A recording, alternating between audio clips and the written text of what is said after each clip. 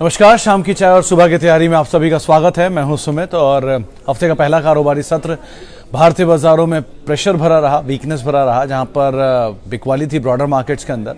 Mid cap small cap ज़्यादा severe damage में थे। एडवांस डिक्लाइन के लिहाज से देखें तो एक एडवांस के सामने करीब 3-3.5 डिक्लाइंस के आसपास आज बाजार में होते हुए दिखाई पड़े।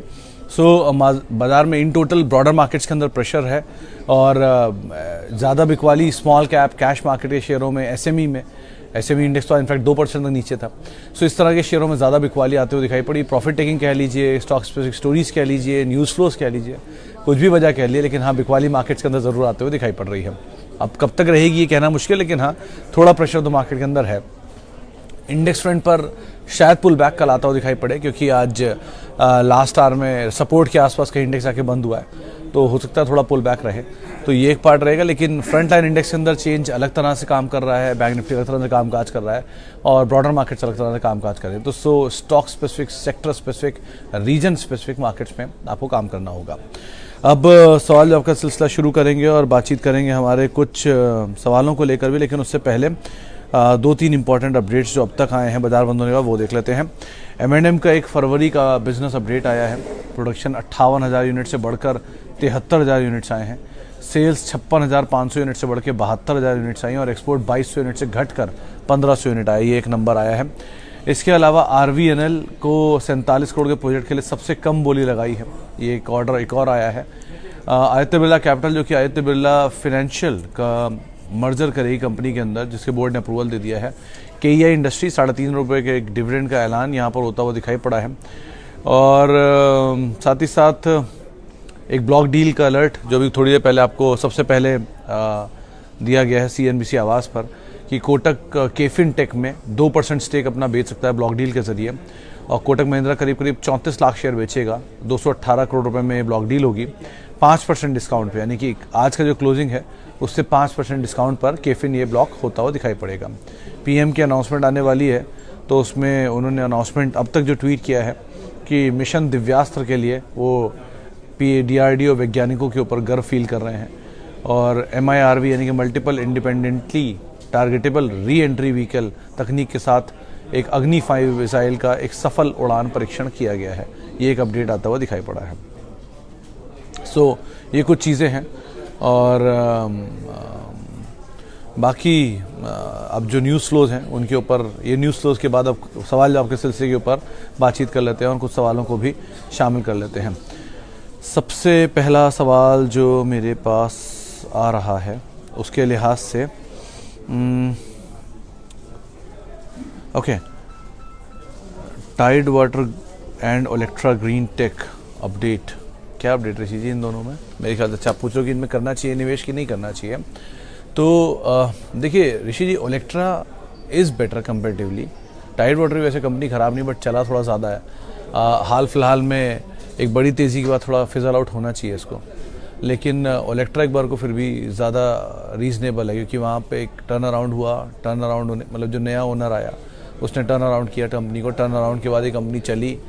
मेजरली कंपनी को जो ऑर्डर मिलते हैं ग्रीन हाइड्रोजन के लिए जो टाइप किया है, प्लस EVs के लिए, तो ग्रीन हाइड्रोजन तो रिलायंस के साथ ही टाइप है इनका, लेकिन EVs के लिए जो इनके टाइप्स है उसमें इस कंपनी को मेजर ऑर्डर आते हैं मेगा इंजीनियरिंग से, जो कि इन कंपनी की पेरेंट है। प्लस स्टेट रोडवेज़ के बस और एयरपोर्ट्स के कुछ बसेस भी इनको मिलते रहते हैं। ट्रक्स पे काम काज कर रही है, अब तक उसके ऊपर कोई डेवलपमेंट आया नहीं है। एक स्टेबल कंपनी है और बहुत बड़े तेज़ी ऑलरेडी दिखा चुकी है। तो आप हो आपके पास तो आप बने रहो, ट्रेल करो अपने स्टॉप लॉस को, लेकिन नया पोजीशन सोच के आप मल्टीबैगर सोच रहे हो तो एक बार को बड़ी तेज़ी दिखा चुका है। इस पार्ट को याद रखना। आपके पास है वैसे, आप बने रह सकते हो, कोई हार्म नहीं है इसमें, दोनों में इनफैक्ट कोई हार्म नहीं है, बट फिर भी comparatively Olectra is better.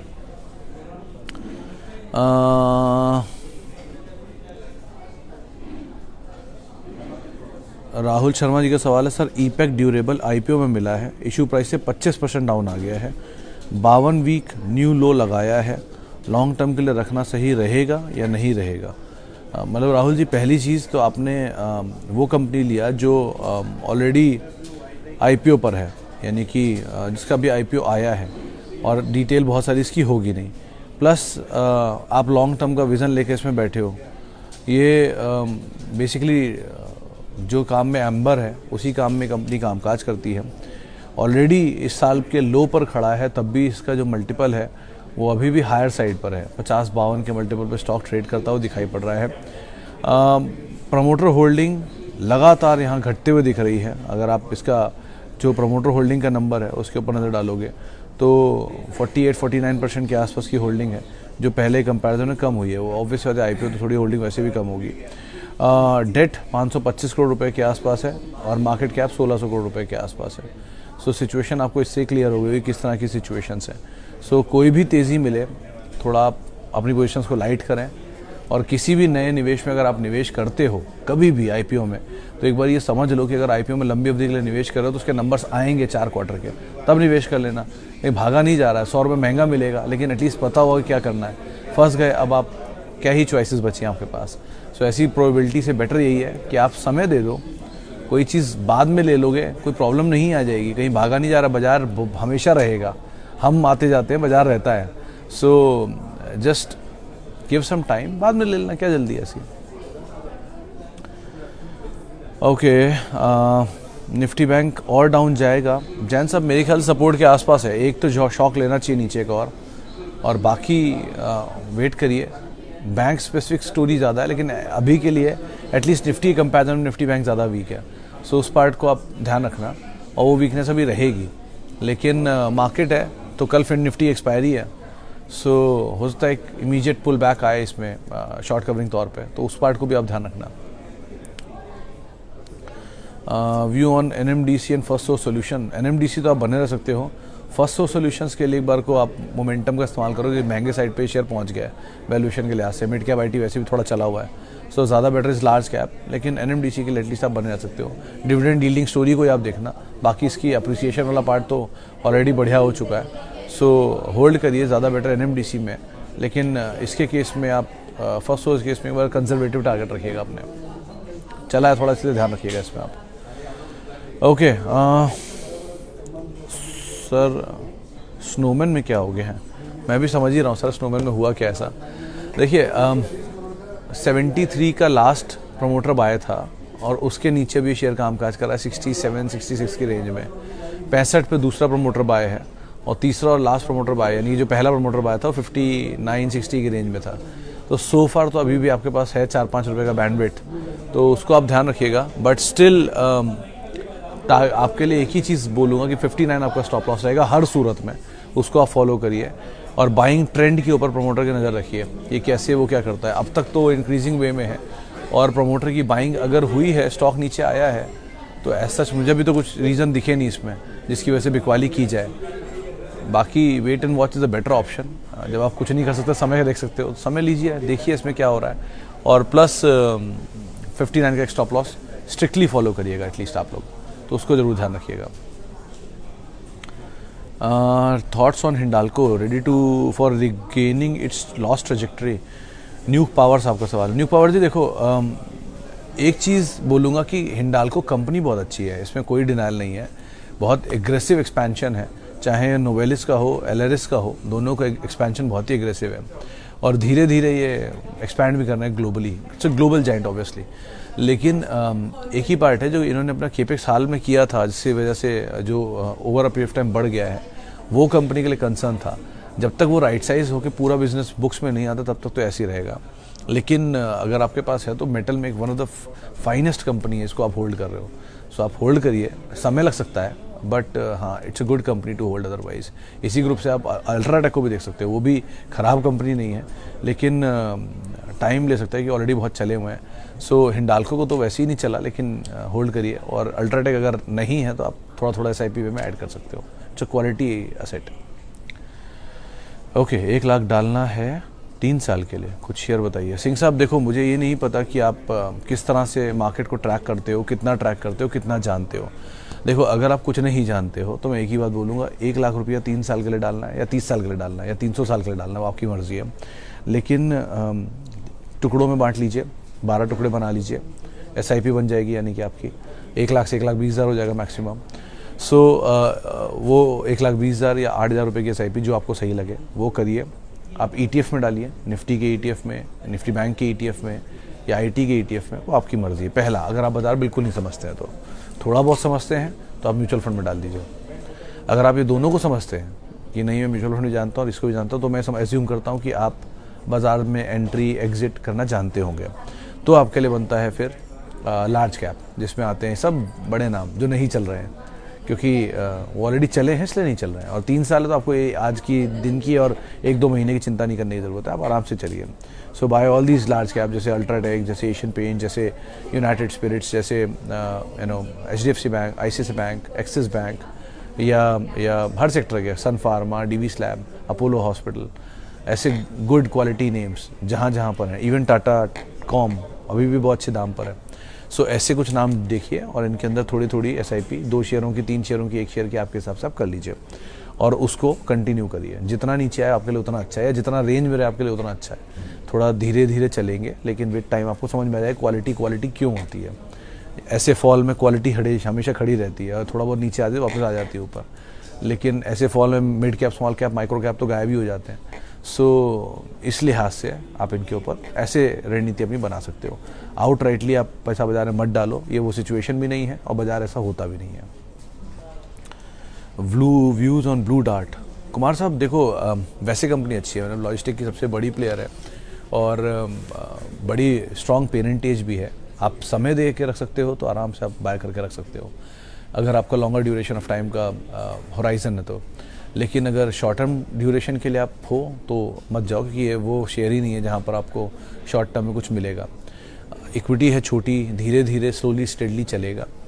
Company मतलब ठीक ठाक एक्सपेंशन पर भी है और ठीक ठाक ग्रो भी कर रही है and consistent profit making company है, डिविडेंड भी देती है, तो आराम से आप बने रहो, हार्म नहीं है। मतलब बहुत साल पहले इसमें बोनस भी आया था एक डिवेंचर का, 1 पर 2 डिवेंचर का बोनस था, सन 2014 में से ही कहीं आया होगा। उसके बाद से ऐसे ही ये रेंज में नीचे आ गया था, फिर वापस ऊपर चलना शुरू हुआ। तो इट्स अ गुड कंपनी, आप आराम से बने रह सकते हो। लॉजिस्टिक का सबसे सेफ प्लेयर है, लेकिन टाइम लेगा और धीरे धीरे चलेगा। पेशेंस है तो आराम से बने रहिए। ओके जी, आगे बढ़ते हैं। अच्छा, कुछ और सवाल कहीं और माध्यम से भी आए होंगे अब तक, उन पे ज़रा बात कर लूँ। सर, किसी भी कंपनी में long term investment more than 3 years के लिए कंपनी का ROE देखना चाहिए या स्टॉक CAGR? देखिए, दोनों की अपनी अपनी रिलेवेंस है। ROE का भी अपना रिलेवेंस है, ROCE का भी अपना रिलेवेंस है और स्टॉक CAGR का भी अपना रिलेवेंस है। तो ममता जी, पहली 3 चीज़ें जो आप किसी कंपनी में सबसे पहले देखोगे, दैट इज़ प्रमोटर। पहली एंड फोरमोस्ट चीज़ जो आपको देखनी है वो है कंपनी का प्रमोटर का ट्रैक रिकॉर्ड, हिस्ट्री, क्या किया है कंपनी में, कैसे रहे हैं, कितनी होल्डिंग है, कितना प्लेज है, कितना सीरियस है कंपनी को लेके, प्रोडक्ट को लेके, क्या पैशन है उनके, हर चीज़। प्रमोटर इज़ द की, क्योंकि वही कंपनी को चलाने वाला है, सबसे पहला मालिक ही कंपनी का वही है, उसका interest is very important in company. दूसरा इस प्रोडक्ट, कंपनी का प्रोडक्ट क्या है, कितना एजाइल है, यानी कि ऐसे हॉस्पिटल है, सीमेंट है, ऑटोमोबाइल है, इनमें कितनी एजिलिटी है। आप ऑटोमोबाइल जैसे ही EV में चेंज हुआ, क्या बाकी लोग चेंज कर गए या नहीं करा, या क्या प्लान है उनके इसको लेके, या सीमेंट है तो अगर उनके सामने, जैसे पेंट है, अगर एशियन पेंट के सामने ग्रासिम आ रहा है तो क्या प्लान एशियन पेंट ने बना कर रखा है ग्रासिम के लिए, किस तरह से वो देख रहे हैं स्पेस को, पहले कॉम्पिटिटर से कैसे डील किया उन्होंने। सो ये चीज़ें उनके लिए बहुत इंपॉर्टेंट है। तो प्रोडक्ट इज़ वेरी इंपॉर्टेंट, और ऐसा प्रोडक्ट ही लेना जो समझ में आए। बहुत सारे ऐसे प्रोडक्ट हैं समझ ही में नहीं आते हैं, मतलब आप लोगों का नहीं पता, मेरे को तो नहीं आते हैं, तो इसलिए मैं ऐसे अवॉइड ही करता हूँ ऐसे प्रोडक्ट्स को। सो तीसरा इज़ प्रॉफिट। एक कंपनी, एक धंधा कभी भी अगर किया जाएगा तो प्रॉफिट के लिए किया जाएगा। अगर प्रॉफिट नहीं है, लॉस ही लॉस है उस कंपनी में, तो किसके लिए धंधा हो रहा है? 1, या तो प्रमोटर के पास प्रॉफिट है या कंपनी के पास प्रॉफिट है, इन दो में से एक पास तो है ही। तो वो पार्ट इज़ इंपॉर्टेंट। 4th, आप चाहो तो डेट को इसमें देख लो, प्रॉफिट CAGR देख लो। सेल्स CAGR का कोई रिलेवेंस ज़्यादा होता नहीं, लेकिन profit CAGR is important. Other income के साथ प्रॉफिट बढ़ रहा है तो वो भी इररिलेवेंट है। सो सेल्स एंड प्रॉफिट का रेशियो दोनों मिला लो। EBITDA इज़ द बेस्ट, वो देख लो, EBITDA में कैसी ग्रोथ आ रही है। ऐसे बहुत सारी चीज़ें जो विद टाइम आपको देखनी पड़ती हैं। कभी कभी प्लेज बहुत इंपॉर्टेंट हो जाता है, कभी कभी कुछ लोग प्लेज को अपने एक्सपेंशन के लिए यूज़ करते हैं, जैसे एशियन पेंट करता है। सो ऐसे बहुत सारी चीज़ें अलग अलग कंपनी के हिसाब से होती हैं। तो कहीं ROCE काम आती है, कहीं ROE काम आता है, कहीं CAGR काम आता है।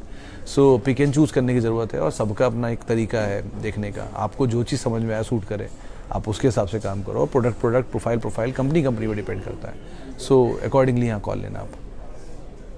I have 15 Tata power, 5 comm, 10 chemical, 15 TCS। Why JP power 16-16.5 रुपये का स्टॉप लॉस होगा आपका, 16 रुपये मान लो, और सारे टाटा को आप आराम से ऐड कर सकते हो। जो आपकी कॉस्ट से नीचे जाता जाए उनको आप ऐड करो। टाटा टेक और टाटा इन्वेस्टमेंट, इनको आप और डाल सकते हो अपने कैटेगरी में, ये भी कंपनियाँ ठीक है।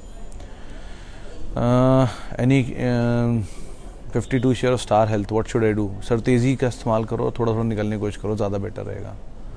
Trend accumulation for long term करना है क्या? अभी एसआईपी करना चाहिए या वेट करना चाहिए? मेरे ख्याल से वेट करना चाहिए पंकज जी, ऑलरेडी बहुत चला हुआ है। इंस्टेड अगर आप टाटा ट्रेंड को लेने के बजाय टाटा इन्वेस्टमेंट ले लो, ज़्यादा बेटर है, सेम दाम पर है और इन्वेस्टमेंट वैल्यू भी। टाटा केमिकल ले लो, टाटा केमिकल में ज़्यादा वैल्यू है, Tata chemical and Tata investment में ज़्यादा वैल्यू है इंस्टेड ऑफ ट्रेंड। वो ज़्यादा महंगा है, 100 के मल्टीपल पे है, तो थोड़ा उसको अवॉइड करो, ज़्यादा बेटर है।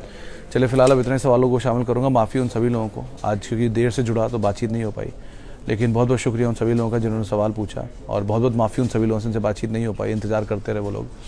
और आपसे मुलाकात होगी अब कल, और आप मेरे साथ जुड़ सकते हो @सुमित रिसर्च मेरा ट्विटर हैंडल है, सोशल मीडिया हैंडल से। किसी भी निवेश से पहले अपने वित्तीय सलाहकार की राय आप ज़रूर ले लें, और CNBC आवाज़ के यूट्यूब, फेसबुक, इंस्टाग्राम पेजेस पर आप हमारे साथ जुड़ सकते हैं। फिलहाल के लिए इतना ही, नमस्कार।